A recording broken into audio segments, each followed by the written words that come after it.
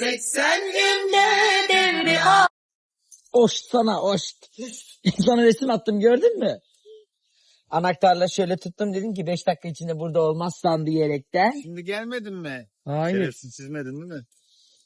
Bak Yok. çanta. O ne? Elektrikçiliğe mi başladın? İçki döşüyorum yolla.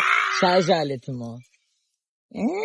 Hacı bu ne Selamünaleyküm. diyor? Aleykümselam, ne yiyeceğiz? Zayıflamış mıyım? İnanılmaz. İçine çekip göğüslerini pırtlattığından. Bugün gittin gene spor salonuna, bana doğruyu söyle. Bacak Sadece çalıştım. dumbbellların önünde.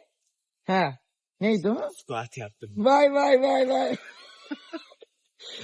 Tamam, hadi kapat. Bir şey diyeceğim. Hayır, o dumbbellların önünde sadece poz verdiğini ikimiz de biliyoruz. 3 dakika Kapat sonra da cevabını öyle vereceğim. Kapat.